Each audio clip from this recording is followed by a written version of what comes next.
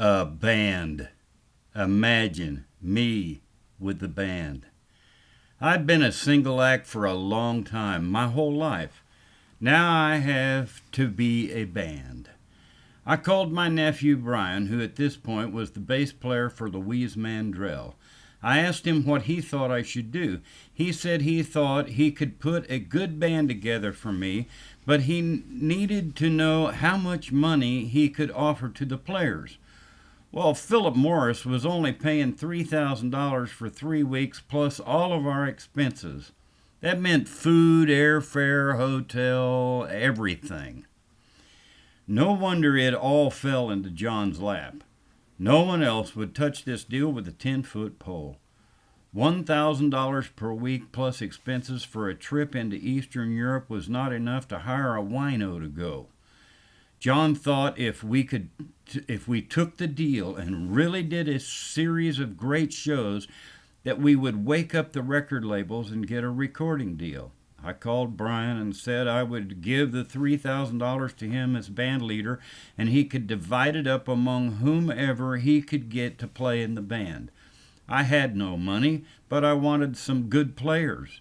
I would go for the exposure and expenses.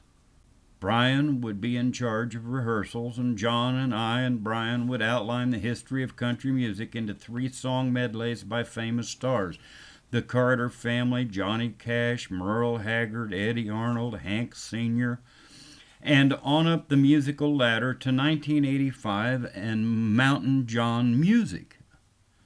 The show would be 2 hours long. In the middle would be a dance troupe to show the evolution of country dance from Appalachian clogging to rock and roll. This, of course, would include square dance, line dance, the twist, and rock. Well, this was going to bring in Rock Around the Clock and Elvis. I didn't want to do that, but I got voted down. Oh well, John was putting his foot down to keep this from becoming a Mountain John show. They were not about to let me do my own material with the band. No one knew Mountain John. I've always said anyone can sell an old hit song like San Antonio Rose or Your Cheatin' Heart or Country Roads Take Me Home, but it's a challenge to do all original music and be great at it.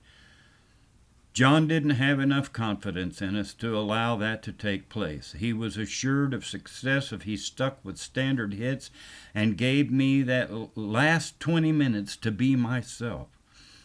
So that's what we did. After a few hair-pulling sessions, most of the hair that got pulled was mine. Remember, I have been on the road for a long time at this point, and I certainly knew what I was capable of on stage. These Nashville musicians were a pain in my ass. Brian pulled it all together, and I just agreed to everything, even though I was not comfortable with it.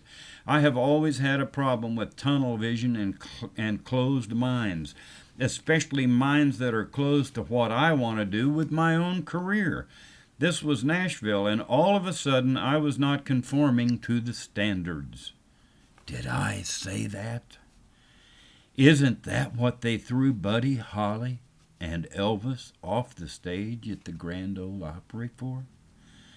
John was raised by his daddy, and I was a non-conforming outsider. Guess who would win this game? Not me, buddy. I either had to give in or they were going to use a different singer. John told me that, and I damn near left 1 week before the tour would start. After a nasty drinking binge, I gave up just so I could see Poland and Hungary. Hell, my expenses were paid. I could eat, drink, and smoke my way halfway around Eastern Europe for free. I shut my mouth, and I stayed drunk and crazy through the whole damn trip. By the time we got back, everyone from my nephew Brian to Philip Morris and Pan Am Airlines had seen a free American troubadour behind the Iron Curtain. Even the KGB couldn't figure out how I got out of Russian-controlled hotels and wound up drinking all night with Polish and Hungarian gypsies in all of the cobblestone streets of small villages.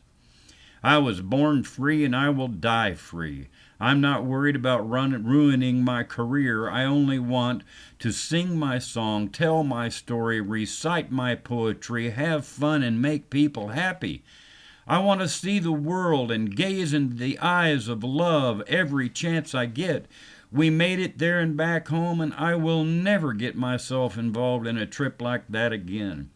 Take me as I am or leave me alone. I am Mountain John, not Porter Wagner.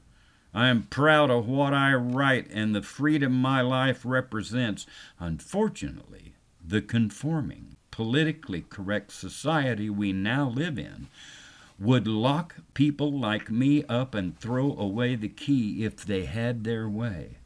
America, love it or leave it. Don't tell me no. I'll do it just to piss you off. How do you think this country was built? Believe me when I tell you it was not built by Alcoholics Anonymous members and a bunch of people hooked on Prozac and Xanax and Zoloft.